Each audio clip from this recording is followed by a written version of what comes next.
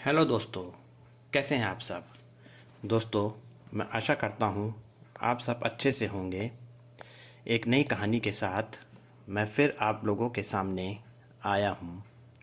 नई स्टोरीज़ का नोटिफिकेशन पाने के लिए सब्सक्राइब के बटन को प्रेस कीजिए और नोटिफिकेशन के बटन को ज़रूर दबाकर हमें अपना सहयोग दीजिए।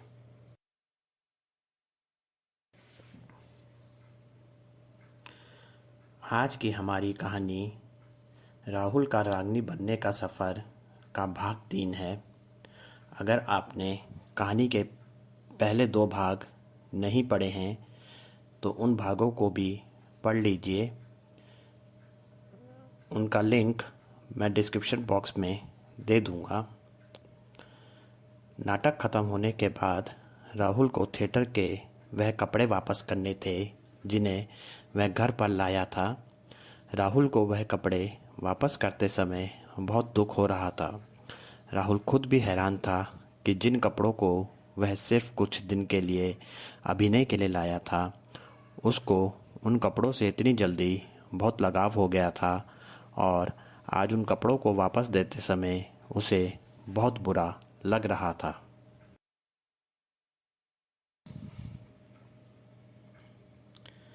कपड़े थिएटर को वापस करने के बाद राहुल ने वापस अपनी ज़िंदगी में लौटने की कोशिश की, पर उसे अब अपनी ज़िंदगी में ऐसा लग रहा था जैसे उसकी ज़िंदगी का एक ज़रूरी हिस्सा कहीं पीछे छूट गया है।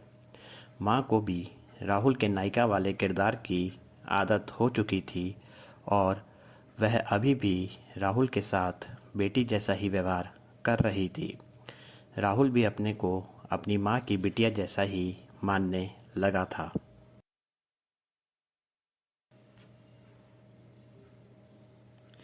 राहुल अपनी ज़िंदगी के पीछे छूटे हुए उस हिस्से को पाना चाहता था, इसलिए वह बाज़ार से अपने लिए लड़कियों के कपड़ों के साथ साथ मेकअप का सामान भी लेकर आ गया। ऐसा करने से पहले राहुल ने बहुत बार सोचा, पर वह अपनी क्रॉस ड्रेसिंग की चाहत को नहीं दबा पा रहा था। पिछली बार तो राहुल ने माँ को अपनी क्रॉस ड्रेसिंग के पीछे अपने नाटक का कारण बताया था, पर इस बार की क्रॉस ड्रेसिंग राहुल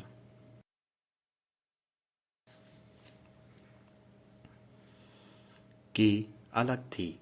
इस बार वह माँ को नाटक का बहाना नहीं दे सकता था, इसलिए उसने वह कपड़े और सामान अपने कमरे में लाकर रख दिए और माँ से छुपकर अपने कमरे में ही अपनी क्रॉस ड्रेसिंग करने लगा। राहुल पहले की तरह माँ के सामने खुलकर अपनी क्रॉस ड्रेसिंग करना चाहता था। वह एक बार फिर से अपनी माँ की बिटिया बनना चाहता था। राहुल के थिएटर के लोगों को भी राहुल को लड़की के रूप में देखने की आदत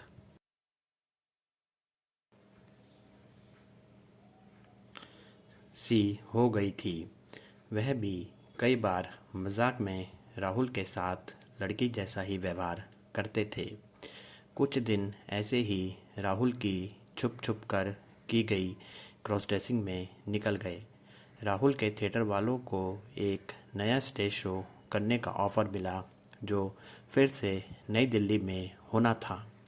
राहुल अपने मन ही मन में सोच रहा था कि वह इस नाटक में भी नायिका का किरदार करेगा और उसके मन में जो क्रॉस ड्रेसिंग की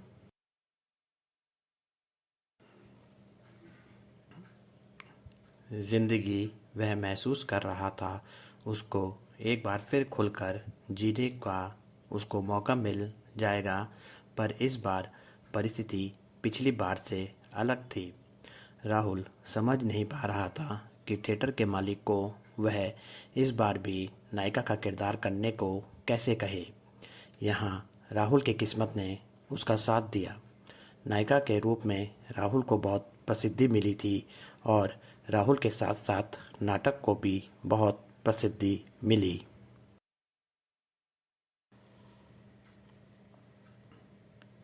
थी। इसलिए थिएटर का मालिक अपने इस नाटक को भी प्रसिद्ध कराना चाहता था।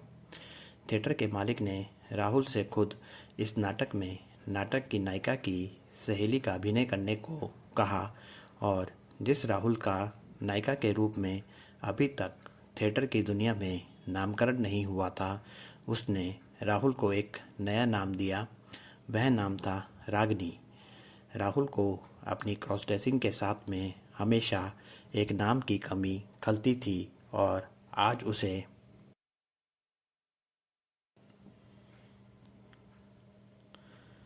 अपनी क्रॉस ड्रेसिंग के लिए भी एक नाम मिल गया था। राहुल अपना रागिनी नाम पाकर बहुत खुश था। उसके चेहरे और मन में एक अलग ही खुशी छा रखी थी और वह यह खुशी माँ को भी बताना चाहता था। राहुल ने घर आकर माँ को अपने नए नाटक के बारे में जानकारी दी। नए नाटक की जानकारी देने से ज़्यादा खुशी उसको माँ को यह बताते हुए हो रही थी कि इस नाटक में वह फिर से एक बार लड़की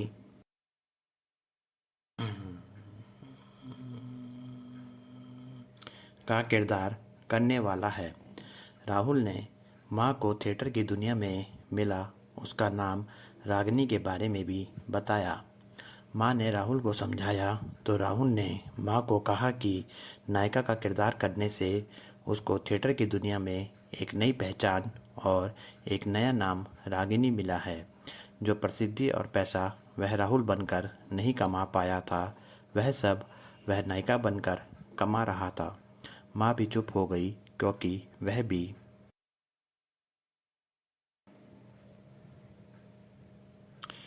थिएटर की दुनिया में राहुल का नाम होता देखना चाहती थी।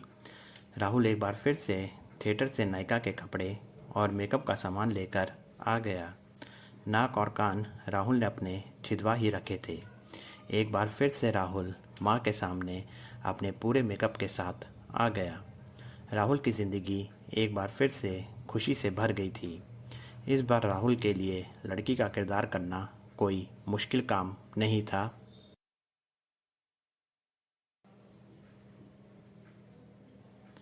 क्योंकि पहला नाटक ख़त्म होने के बाद से राहुल अपने पहले वाले किरदार से बाहर ही नहीं आया था। इस काम में उसकी छुप छुप कर की गई उसकी क्रॉस ड्रेसिंग उसकी मदद करने वाली थी।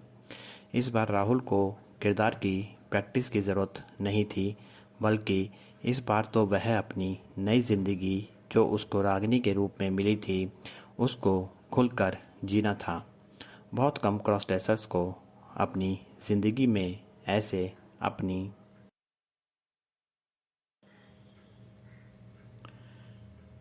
क्रॉस ड्रेसिंग को खुलकर जीने का मौका मिलता है।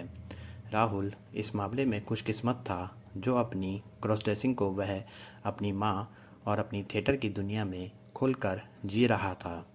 पिछले नाटक की तरह राहुल ने इस नाटक में भी बहुत शानदार अभिनय किया। पिछली बार की तरह ही राहुल को इस बार भी नायिका की सहेली के किरदार के रूप में बहुत प्रसिद्धि मिली। इस नाटक के बाद से राहुल की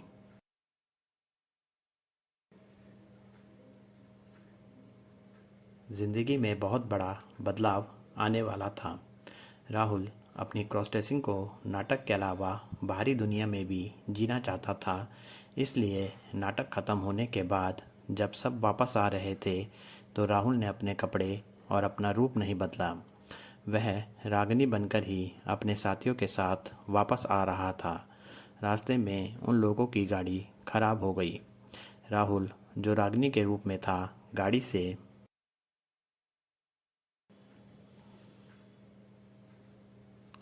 उतरकर बाहरी दुनिया में टहल रहा था। अचानक से उसने देखा कि कुछ लोग एक अनाथ आश्रम से एक छोटे बच्चे को उठाकर अपनी गाड़ी में ले जा रहे थे। बच्चा बहुत रो रहा था। राहुल बच्चे को बचाने के लिए उन लोगों के पीछे दौड़ा। उन लोगों ने राहुल को देखा और उसको भी अपने साथ गाड़ी में बैठा लिया। राहुल को यह ध्यान ही नहीं था कि वह इस समय रागिनी के रूप में था।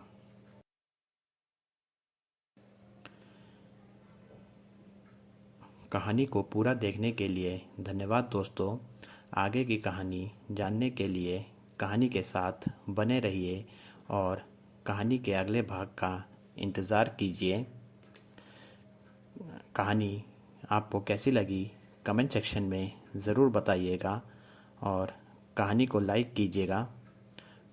मिलते हैं कहानी के अगले भाग के साथ जल्दी ही। आपका अपना नयन भास्कर।